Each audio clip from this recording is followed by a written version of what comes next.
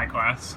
So as you're probably aware, I finished grading homework number 7, and one of the things that caught my eye as I was grading homework 7 is that the drawing of the syntax trees seemed to give you guys some trouble. So I wanted to create a video today to help clear up any issues that we have so that when the final time comes for this class and you'll be asked to draw syntax trees, you'll be nice and confident and you won't feel like you don't know what to do. Okay, so I have on my computer screen right now the syntax rules that I've given you for this class. Basically, you can just consider this list of 12 rules the end-all be-all of English grammar for this class. Obviously, they will not cover all aspects of English grammar, so if you notice, there's nothing about negation in any of these rules, but that's totally fine. And for, to your surprise, probably, this list of 12 rules can actually cover quite a pretty large swath of English grammar and a pretty large swath of English sentence formation, at least really typical, like basic sentences. Okay, so let's go ahead and get started. So the first sentence I want to work on is sentence A from the homework number 7. Okay, and this is Django ate the bowl of food. So what I'm going to do is I'm going to now draw the tree on pen and paper, so I'm going to orient the camera down there, and I'm going to talk you through how I draw through these types of sentences.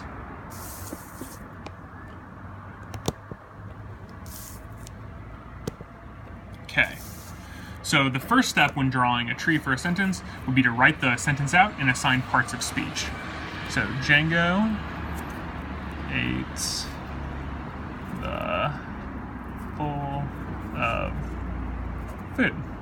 Okay, perfect. Now let's assign parts of speech to all of these. So Django's a noun, ate is a verb, the is a determiner, bowl is a noun, of is a preposition, and food is another noun.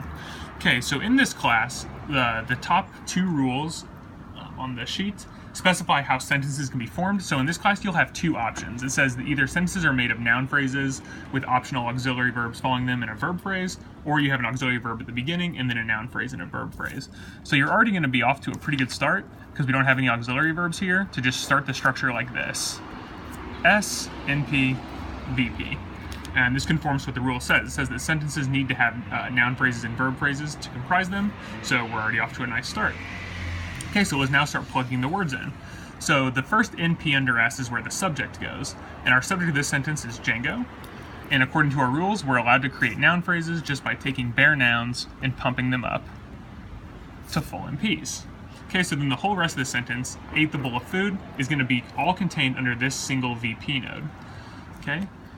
We can look at our rules for VP formation, and we can see that verb phrases are allowed to be created of verbs. So we have our verb here, ate. And then what did Django eat? Well, Django ate the bowl of food, which as you know should be an entire constituent, and this is going to be a noun phrase. Okay, so now we're going to work at the bowl of food. And this is where the sentence gets a bit tricky. Okay, so our rule for NP formation is pretty straightforward. It says that you can optionally have a determiner, and then you must have a noun after it, or what I'm calling this in category.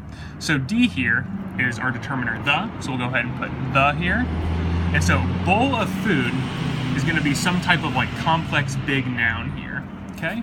And so we can then look at our rules for the quote like noun formation in our syntax, and we can see how this N can be created. And so we can see that N's are allowed to be made of N's and PPs. Okay, so the N here is bowl, and then our PP here is of food. Okay, and then the rules for creating prepositional phrases say that you can have a PP, needs to have a P, so the preposition here of, and then an NP. And it's much like the very beginning of the sentence, where we have food here is the one that we need to have, so we can't go right from an NP right down to the word. So we'll go from NP to an N, down to the word food. And that then is the full structure for the sentence, Django ate the bowl of food. And as you can see, all I did was look at the rules and then just procedurally chunked through it. So what I want to do this time is now a longer sentence. So this would be sentence C. Hallie saw the fluffy gray cat with the bright green eyes. And we're going to go over this one, which is a bit longer. But as you'll see, it's just as straightforward. Okay. So again, we'll start it out just like we did before. Well, I'll write the sentence out. Hallie saw the fluffy gray cat with the bright green eyes. Okay, so again, let's go ahead and assign parts of speech to all of these. So Hallie is a noun, saw is a verb, the is a determiner, fluffy gray, these are adjectives, so I'm just going to say A.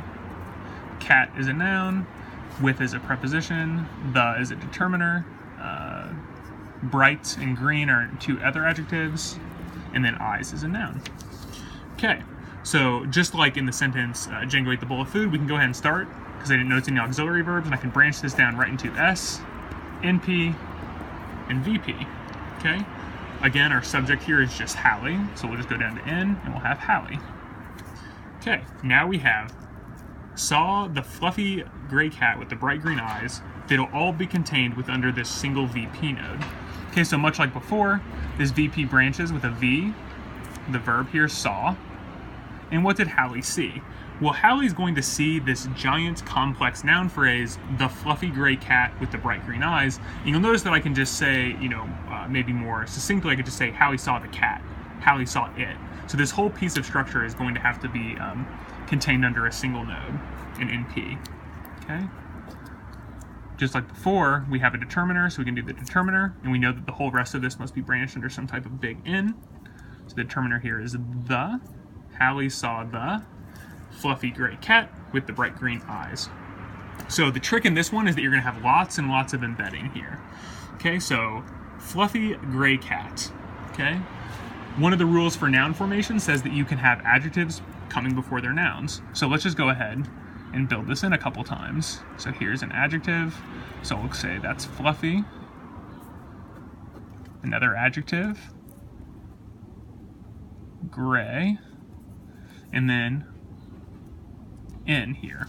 Now I haven't done cat because with the bright green eyes modifies the type of cat. Hallie, she's my dog, she does not actually have bright green eyes, even though this might be an ambiguity, right? Because Hallie could see the fluffy gray cat using her bright green eyes. So you can have a couple options here, but I'm gonna draw it in the more straightforward way, which I think has lots of embedding. Okay, so fluffy gray in. Okay, now I'm gonna branch here, I'm gonna do a trick. I'm gonna do N and then PP, okay? And the reason I did this, in here is cat, okay? Saw the fluffy gray cat. And then this PP is right here with this N to modify it, so you can know that with the bright green eyes is the modifying the cat. Okay, so again, PP formation is pretty simple. You have a P, which is with, and then you have an entire NP, the bright green eyes, which this will branch down into a determiner, which is the, and then you're just gonna do fluffy and gray, except you're gonna replace it with bright and green, and you're just gonna do this. So this makes det followed by an N for the NP. Put your adjective here, bright.